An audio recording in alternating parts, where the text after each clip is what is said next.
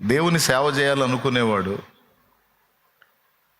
దేని ప్రకారం సేవ చేయాలి? మోషేకి కొండ మీద నేను నీకు చూపించిన మాదిరి చొప్పున ప్రత్యక్ష గుడారాన్ని నిర్మించమని చెప్పాడు. ప్రత్యక్ష గుడారాన్ని నిర్మించడానికి మోషేని దేవుడు పిలిచినప్పుడు అది ఎలా ఉండాలో, ఎన్ని విభాగాలుగా ఉండాలో, ఎక్కడెక్కడ ఏమేమి ఉండాలో అవన్నీ కూడా మోషేకి ముందు కొండ మీద చూపించాడు.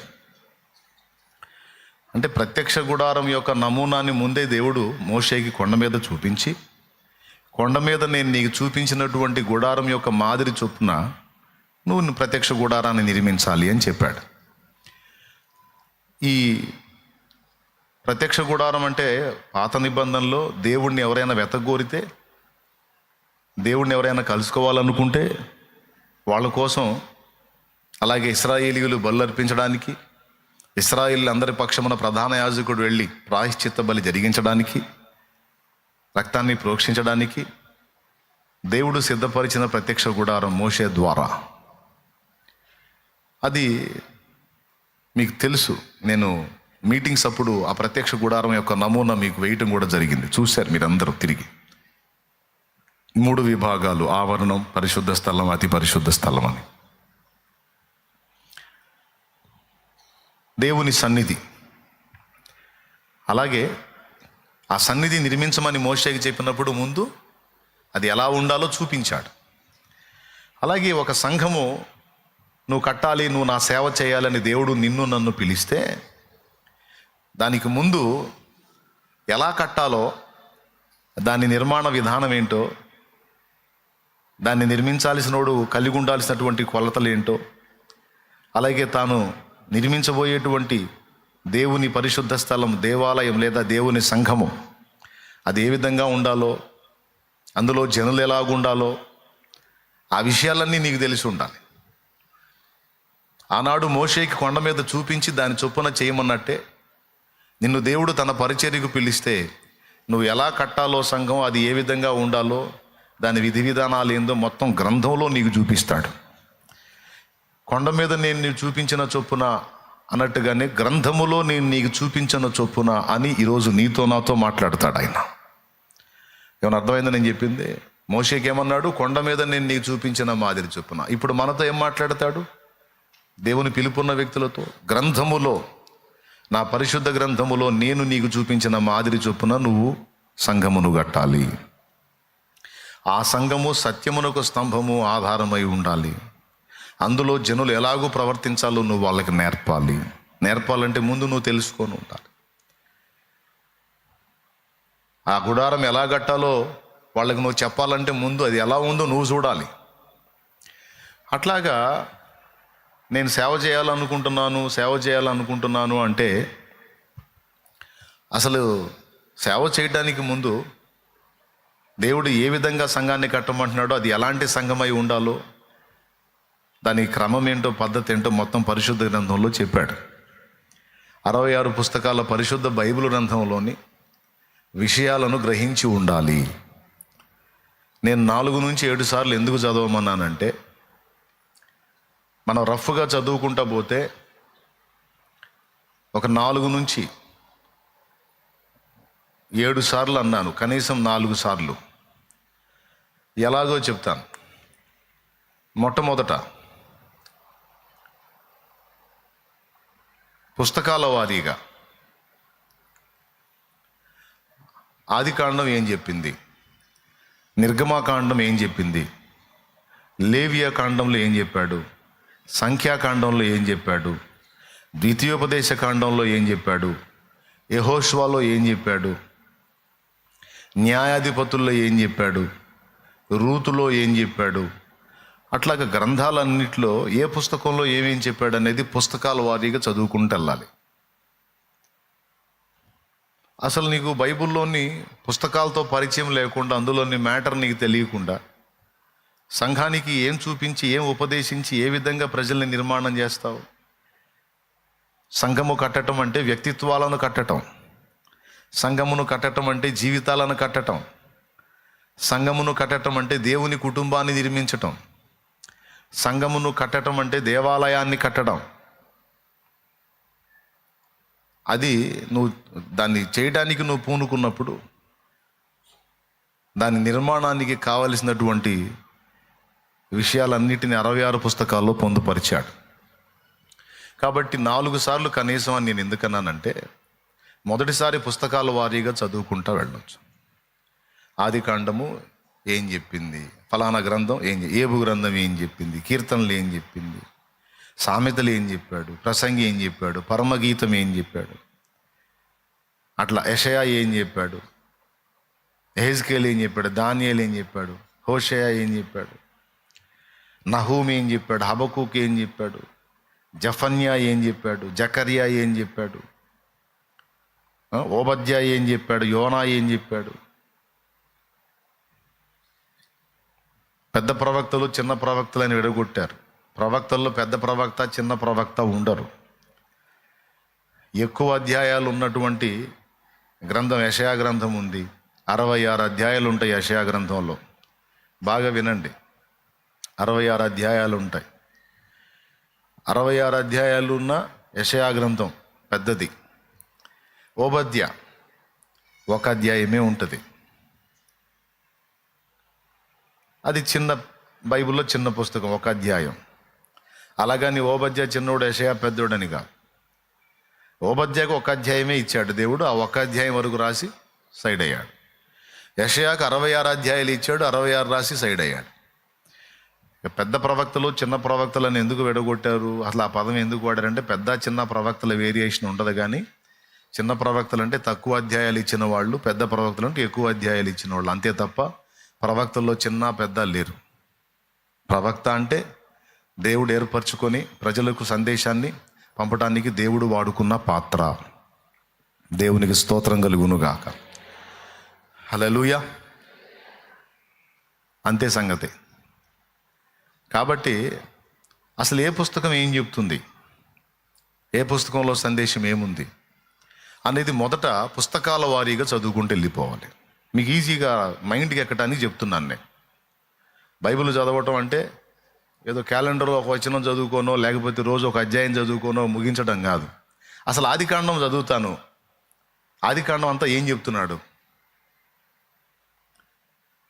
లేవియ కాండం చూస్తే అంత లేవీయులకు ఇశ్రాయేలీయులకు దేవుడిచ్చిన కట్టడలన్నీ ఉంటాయి. ఈ మనకు అనవసరం కదా అనిపిస్తుంది. నో, అనవసరమైంది మనకెందుకు ఇస్తాడు. అందులో నూతన నిబంధన సంఘానికి ఆధ్యాత్మిక పాఠాలు ఉన్నాయి. లేవియ కాండంలో రకరకాల విషయాలు, న్యాయ సూత్రాలు, అలాగే ఆచార పద్ధతులు అన్నీ చెప్తాడు. అవి నూతన నిబంధనలోని వ్యక్తులకి ఎలా అన్వయించుకోవాలి అనేది కూడా పరిశుద్ధాత్మ ప్రత్యక్షత అనుగ్రహిస్తాడు. ఉదాహరణకి కుష్ఠపోడ అక్కడక్కడ కనపడిన వాడు అపవిత్రుడు అన్నాడు. టాప్ టు బాటం వరకు కుష్ఠపోడ ఉంటే వాడు పవిత్రుడు అన్నాడు. కుష్ఠపోడ అక్కడక్కడ కనపడితే వాడు అపవిత్రుడైంది. టాప్ టు బాటం కుష్ఠపోడ కనపడితే వాడు పవిత్రుడైంది. కుష్ఠపోడ కనబడితే వాడు అపవిత్రుడే కదా. అదేంది మళ్ళీ పైనుంచి కింది దాకా కుష్ఠపోడ కనపడితే వాడు పవిత్రుడైంది. అసలు ఎందుకు అన్నాడు ఆ మాట? దాని నూతన నిబంధనలు మనం ఎలా అన్వయించుకోవాలి? వాళ్ళ కుష్ఠపోడ గురించి మనకెందుకు అంటే, నూతన నిబంధనలో కుష్ఠపోడ పాపానికి సాదృశ్యంగా చెప్పుకోవచ్చు అనుకో. దోషాలకు, పాపానికి, అపరాధాలకు సాదృశ్యంగా. నేను అంత పెద్ద పాపిని కాదండి, కొంచెం పాపిని. ఏదో అక్కడక్కడ కొన్ని లోపాలు ఉంటాయి తప్ప నేను చాలా వరకు మంచోడిని అనే అభిప్రాయం మనం కలిగి ఉంటే దేవుడు ఒప్పుకోడు. జస్ట్ మీకు అర్థం కావడానికి చెప్తున్నాను. లేవియ కాండంలో కుష్ఠపోడ గురించి రాశాడు అనుకుందాం. దాంతో మనకెందుకు, అనవసరం అనిపిస్తుంది. కానీ నూతన నిబంధనలో ఉన్న సంఘంగా ఉన్న మనం దాన్ని ఎలా అన్వయించుకోవాలంటే, అక్కడక్కడ కనపడితే అపవిత్రుడైంది, నిలువెల్లా కనపడితే పవిత్రుడైంది. యేసు ప్రభు దగ్గరికి వచ్చినప్పుడు ఏదో అక్కడక్కడ తప్పులు ఉన్నాయి కానండి, దాదాపు అన్ని విషయాల్లో నేను జాగ్రత్తగానే ఉన్నాను అని మనం అంటే ఆయన ఒప్పుకోడు. అట్లా కాకుండా, ప్రభువా నేను నిలువెల్లా పాపిని, ఏ మంచి లేదు, ఏ కోశాన కూడా నా దగ్గర నీతి లేదు, మొత్తంగా తేడా నేను అని సుంకర్ ఎలాగైతే దేవాలయం దగ్గరికి వెళ్ళి ఒప్పుకున్నాడో ఆ మెట్టులో మనం ఉండాలి. ఇప్పుడు పరిసయుడు ఏంది, నేను ఆడంత పాపిని కాదన్నాడు. పరిసయుడు ఏమన్నాడు, నేను ఆ సుంకరంత లేకుండా అయితే కాదు, అంత పాపిని అయితే కాదని. ఏదో చిన్న చిత్తగా ఉంటాయేమో కానండి, అంత లేక అయితే నా దగ్గర లేదంటాడు. కానీ ఇద్దరు ఎవరు అంగీకరించబడ్డారు? నేను అక్కడక్కడ కొంచెం కుష్టపడి ఉంది కానీ నేను అసలు మొత్తంగా కుష్టపడి అయితే కాదండి అన్నోడు అంగీకరించబడ్డా? లేకపోతే ప్రభువా నిలువెల్లా నేను పాపిని ప్రభువా, నేను పైకి కన్నులెత్తడానికి కూడా యోగ్యుని కాదు ప్రభువా, అర్హుని కాదు ప్రభువా అని బాధపడ్డోడు అంగీకరించబడ్డా? ఇద్దరులో ఎవరు అంగీకరించబడి వెళ్ళిరి? ప్రభు ఏం చెప్పాడు? ఆ పరిసయుని కంటే ఈ సుంకరే అంగీకరించబడ్డాడని ప్రభు చెప్పాడు. ఇప్పుడు దీన్ని బట్టి ఆలోచించండి. అక్కడక్కడ కుష్టపడి ఉంటే వాడు అపవిత్రుడేంది, నిలువెల్లా కుష్టపడి ఉంటే పవిత్రుడే. అంటే నేను అక్కడక్కడ తప్పులు చేశాను తప్ప ఎక్కువ తప్పులు నా దగ్గర లేవంటే దేవుడు ఒప్పుకోడు.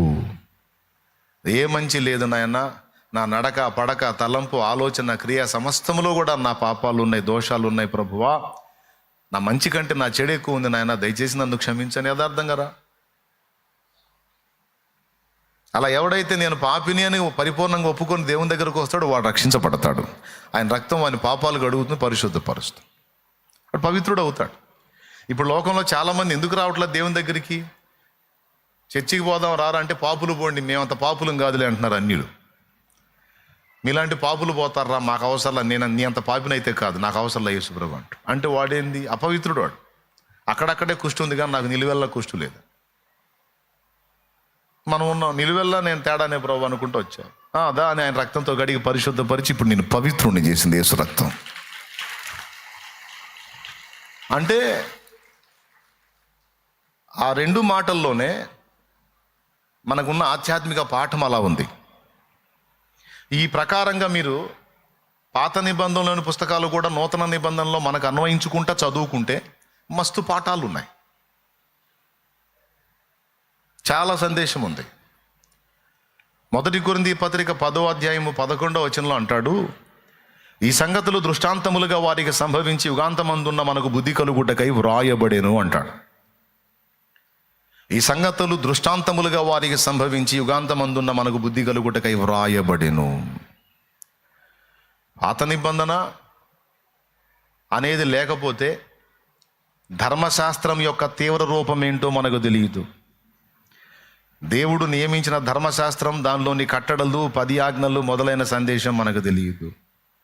పాత నిబంధన లేకపోతే మానవ జాతి ఆరంభం తెలియదు, దేవుని తీర్పులు తెలియవు, దేవుని కోపం తెలియదు. పాత నిబంధన మనకు లేకపోతే క్రీస్తుని కూర్చున్న ప్రవచనాలు మనకు తెలియదు. క్రొత్త నిబంధనలు ఏమంటాడు? లేఖనము నెరవేరున్నట్లు ఇలాగూ జరిగెను, లేఖనము నెరవేరున్నట్లు ఇలాగూ జరిగెను, వ్రాయబడిన ప్రకారము మనుష్య కుమారుడు పోవుచున్నాడు కానీ ఆయనను అప్పగించిన వానికి ఎక్కువ శ్రమ కలుగును, వ్రాయబడిన ప్రకారం ఇదిగో ధర్మశాస్త్రం నెరవేర్చడానికి వచ్చాను అని చాలా వచనాలు యేసు ప్రభు పాత నిబంధన విషయాలు ప్రస్తావించాడు. మోషే పొద ఎందలి భాగములో మీరు చదవలేదా అని మోషే పొద, ఆ పొదలో దేవుడు ప్రత్యక్షమై మాట్లాడినటువంటి విషయాలు యేసుప్రభు ప్రస్తావించాడు. అబ్రహాముని గురించి మాట్లాడతాడు. అలాగే యోహాను యొక్క ఆగమనాన్ని గురించి యెషయా గ్రంథంలో చెప్పిన ప్రవచనాలు, యేసు సిలువను గురించి యెషయా 53లో చెప్పిన ప్రవచనాలు. ఇట్లా పాత నిబంధన అనవసరం అనుకోవద్దు. పాత నిబంధనలోని 39 పుస్తకాలు, క్రొత్త నిబంధనలోని 27 పుస్తకాలు, వెరస 66 గ్రంథాల పరిశుద్ధ బైబిల్ గ్రంథం. ప్రతి పుస్తకం మనకు ఒక అద్భుత సందేశాన్ని ఇస్తుంది. ఏది ఉపాధ్యాయ కూడా మనకు పాఠాన్ని నేర్పుతుంది. ఫిలేమోను పత్రిక కూడా మనకు పాఠాన్ని నేర్పుతుంది. ఫిలేమోను పత్రిక ఒక అధ్యాయమే, యూదా పత్రిక ఒక అధ్యాయమే. కానీ యూదా పత్రికలో ఉన్నన్ని రహస్యాలు మనం ఊహించలేము. అన్ని సంగతులు, అన్ని ప్రత్యక్షతలు ఉంటాయి యూదా పత్రికలో. ఉపాధ్యాయ ఒక్కటే అధ్యాయం ఉన్నట్టు ఉంటుంది, కానీ దాన్ని బాగా అధ్యయనం చేస్తే బోల్డ్ అన్ని సంగతుల్లో వస్తాయి. ఫిలేమోనుకు రాసిన పత్రిక ఒక్కటే పత్రికలా, తవ్వితే బోల్డ్ అన్ని విషయాలు అందులో ఉంటాయి.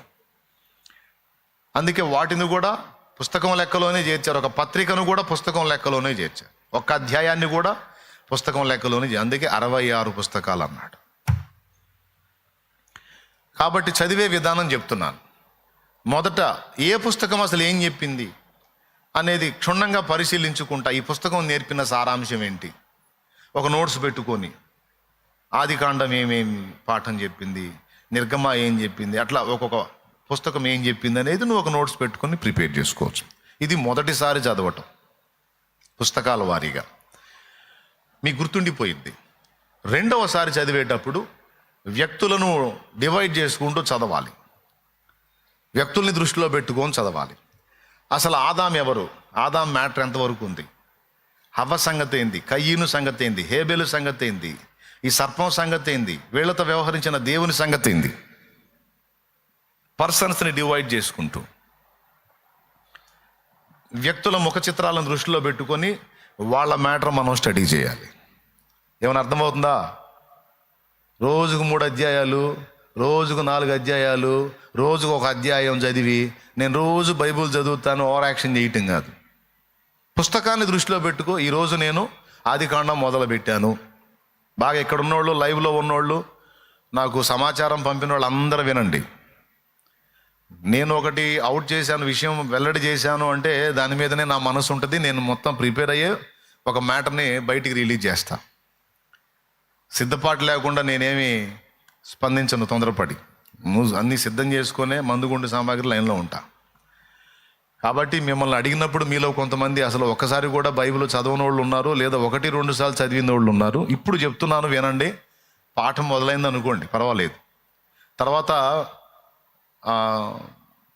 సిద్ధపడినటువంటి వాళ్ళు, వీళ్ళు పర్వాలేదు అనుకున్న వాళ్ళందరినీ కూడా దేవుని చిత్తమైతే ఇక్కడికి ఆహ్వానిస్తాను. ఒకరోజు నేనే డేట్ చెప్తాను, ఆ డేట్ మీకు తెలిసేటట్టు చేస్తాను.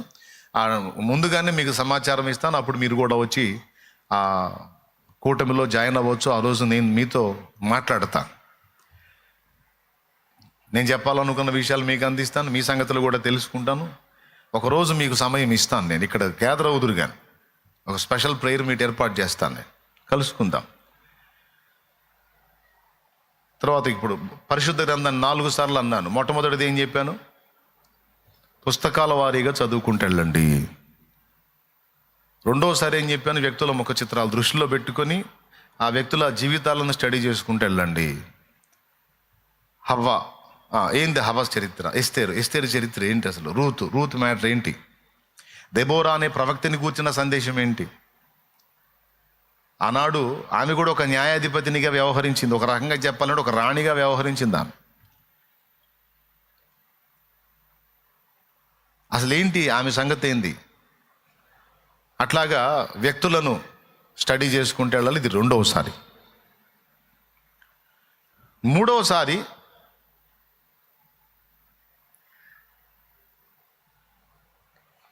వచనాల దగ్గరికి రావాలి.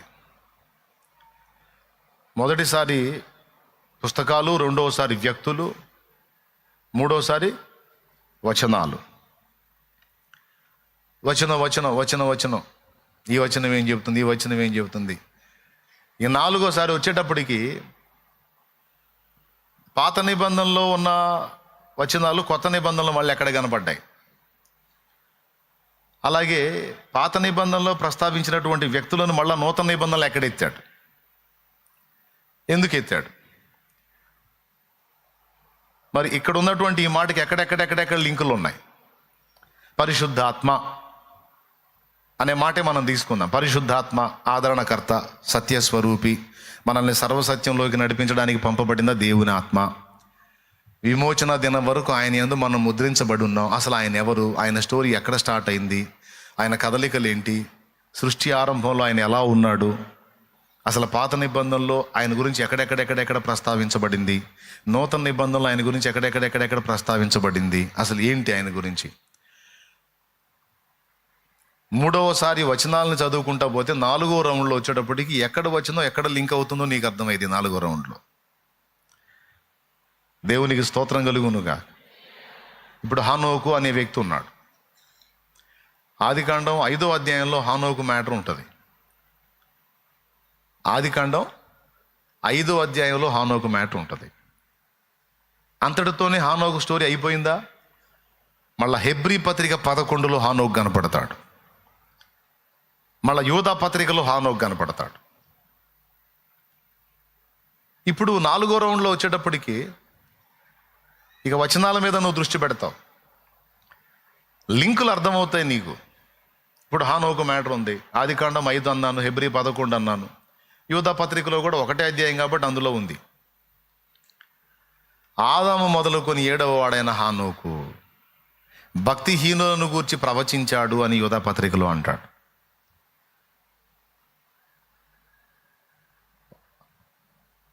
అలాగే విశ్వాసమును బట్టి హానోకు మరణమును చూడకుండా కొనిపోబడింది అంటాడు హెబ్రీ 11లో. హనోకు ఎట్లా కనపడతాడు? హనోకు పాత నిబంధనలో దేవుని భక్తిపరుడు, హెబ్రీ పత్రికలో విశ్వాస వీరుడు, యూదా పత్రికలోనేమో ప్రవక్త. హనోకు ఇంచుమించు 65 సంవత్సరాలు దేవుని ఎరగని స్థితిలోనే జీవించాడు. మీకు తెలుసా? అబ్రహాము దాదాపు 75 ఏండ్ల ప్రాయం వరకు దేవుని ఎరగని స్థితిలోనే జీవించాడు. 75లో పిలుపు అందుకున్నాడు. ఆ తర్వాత దేవునితో నడవటం మొదలుపెట్టాడు అబ్రహాము. 65లో దేవుని దర్శనం పొందుకొని దేవుని పిలుపు అందుకున్నాడు హనోకు. అక్కడి నుంచి దేవునితో నడవటం మొదలుపెట్టాడు. అంటే ఇంచుమించు మనం కానీ కొన్ని సంవత్సరాల లోకంలో జీవించి తర్వాత దేవుని దర్శనం పొందుకొని దేవుని ప్రత్యక్షత పొందుకొని ప్రభు దగ్గరికి వచ్చి మారు మనసు పొంది దేవునితో నడవటం మొదలుపెట్టినట్టు వాళ్ళు కూడా కొన్ని సంవత్సరాలు. అర్థమైందా? అంటే ఇప్పుడు మీరు ఒక 20 ఏళ్ళు దేవుని ఎరగని స్థితిలో బతికారు అనుకోండి, లేదా ఓ 25 ఏళ్ళు బతికారు అనుకోండి. దేవుని ఎరిగిన తర్వాత మహా అయితే ఇంకొక 50 ఏళ్ళు ఉంటారు. అంటే 3 పాతికలు 75 అనుకుందాం. మొదటి పాతిక దేవుని ఎరగని స్థితిలో ఖర్చు అయితే ఇంకా 2 పాతికలు దేవునితో నడిచినట్టు. అలాగున మొదటి 65 ఏళ్ళు దేవుని ఎరగని స్థితిలో హనోకు ఖర్చు అయితే తర్వాత 300 ఏండ్లు దేవునితో నడుస్తూ కుమారులను కుమార్తెలను కన్నాడనే ఆదికాండం 5లో ఉంటుంది. మీరు జాగ్రత్తగా వింటున్నారా? స్తోత్రం చెప్పండి.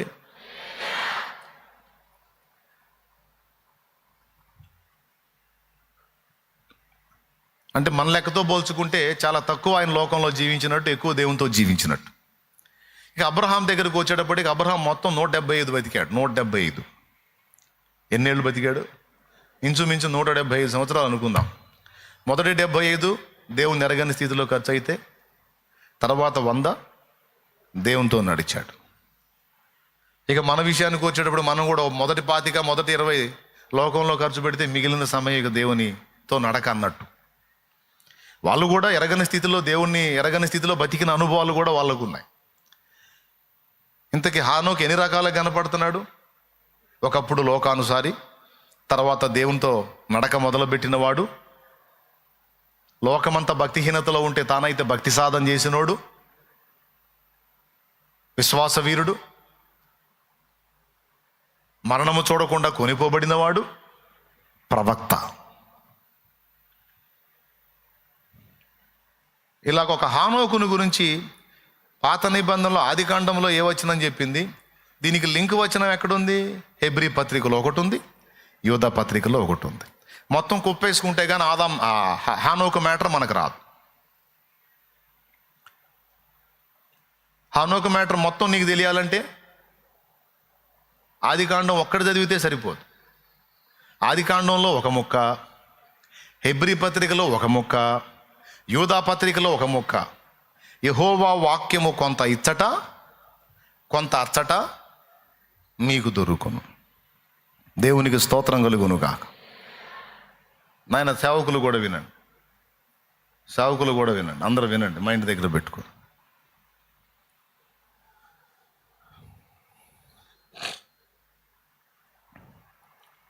పరిశుద్ధ గ్రంథం దాని స్పెషల్ అదే. ఒక వ్యక్తి మ్యాటర్ మొత్తం ఒక దగ్గరే రాయడు, అక్కడక్కడ చల్లినట్టు రాస్తాడు. చూసారా? నేను చెప్తా అర్థమైద్ది, అందులో చూస్తే అర్థం కాదురా. నేను చెప్తా, నేను ఆ పనే పెట్టుకున్నా. ఇప్పుడు హానోకు మ్యాటర్ మొత్తం మనకు రావాలంటే ఎన్ని పుస్తకాలతో పరిచయం ఉండాలి? ఆదికాండం నుంచి ప్రకటనకు ముందున్నటువంటి యూదా పత్రిక వరకు 65 పుస్తకాలు తెచ్చేస్తే కొన్ని చోట్ల హానోకు మనకి బయటపడుతున్నాడు. ఆదాము సంగతి. ఆదాము సంగతి ఎన్ని చోట్ల ఉంది? ఆది కాండంలో మాత్రమేనా? ఆదాము రోమపత్రికలో కనపడతాడు, ఆదాము ఏబు గ్రంథంలో కనపడతాడు, మరికొన్ని పుస్తకాల్లో ఆదాము కనపడతాడు. ఏబు గ్రంథంలో ఆదాము రొమ్ములో పాపం దాచుకున్నట్టు నేను దాచుకోలేదంటాడు. ఏబు రొమ్ములో దాచడం ఏంటి? కుటుంబముల తిరస్కారానికి భయపడి, కుటుంబముల తిరస్కారమునకు భయపడి ఆదాము తన పాపం రొమ్ములో దాచినట్టు నేను దాచలేదంటాడు. అసలు కుటుంబాల తిరస్కారం ఏంటి?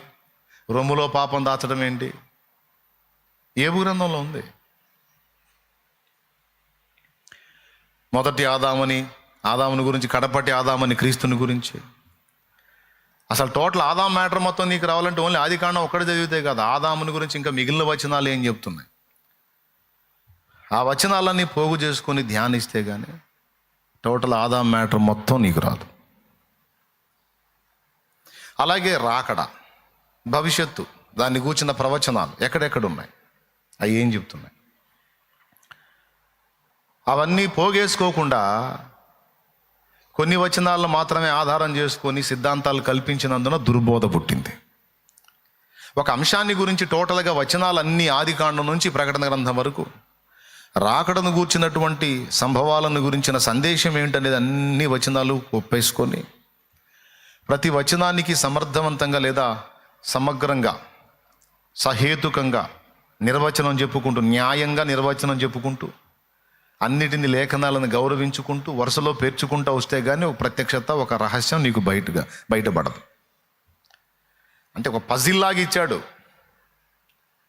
ఎందుకు అట్లా ఇచ్చాడు? మొత్తం ఒక స్టోరీలాగా చక్కగా అన్నీ రాసేయచ్చు అంటే రాయడు అట్లా. ఎందుకంటే ఎదవులకు అర్థం కాకూడదు కాబట్టి. దేవునికి స్తోత్రం కలుగును గాక. నా భాషలో చెప్పాలంటే ఎదవలు ఉన్నారు కొంతమంది, ఎదవులకు అర్థం కాకూడదు. ఇదే గ్రంథాన్ని చూపించి భక్తిహీనుడు భక్తిహీనతలో స్థిరపడాలి. ఇదే గ్రంథాన్ని చూపించి భక్తుడు భక్తిలో పరిపూర్ణత చెందాలి. ఎదవలని నేను ఎందుకు అన్నానంటే, దేవుని వాక్యం మీద గౌరవం లేని వెధవాయులు, దేవుని వాక్యం మీద గౌరవం లేని, ప్రేమ లేని, మర్యాద లేని, దాని విలువ ఎరగనటువంటి వెధవాయులు చదివినప్పుడు దేవుని రహస్యం వాడికి తెలియకూడదు. అందుకే మార్మికంగా ఒక పజిల్లాగా పెట్టాడు. యెహోవా భక్తులకి తన ఆత్మ ద్వారా వాటిని బయలుపరుస్తాడు. ఆత్మ లేని వాడు చదివితే వాడికి అర్థం కాదు. అందుకే కొంతమంది సైకోగాళ్ళు తయారయ్యారు. కొంతమంది దేవుని పట్ల సరైనటువంటి ప్రేమ, గౌరవం లేని వ్యక్తులు మళ్ళీ లోకానుసారులు అయిపోయారు. మరి ఎవరికి అర్థమవుతుంది? దేవుని యందు భయభక్తులు కలిగిన వారికి యెహోవా వాక్య మర్మము తెలిసే ఉన్నది. మనకైతే ఇప్పుడు దేవుడు తన ఆత్మ ద్వారా వాటిని బయలుపరిచెను. దేవుడు తను ప్రేమించు వారికి ఏవేవి సిద్ధపరిచినో అవి కంటికి కనబడలేదు, చెవికి వినబడలేదు, మనిషి హృదయానికి గోచరంగా లేదు. అయితే ఇప్పుడైతే ఆయన తన ఆత్మ ద్వారా వాటిని మనకి బయలుపరిచి ఉన్నాడు. కొంతమంది భక్తులను ఎన్నుకుంటాడు, వాళ్ళకి ఆ విషయాలు ప్రత్యక్షత ఇస్తాడు. ఆ ప్రత్యక్షత సంఘానికి అందేటట్టు చేస్తాడు. ఎవరైతే ఆయన వాక్యాన్ని ప్రేమిస్తారో, గౌరవిస్తారో వారికి అది అందుద్ది. యెహోవా మర్మము తన భక్తులకు తెలిసే ఉన్నది.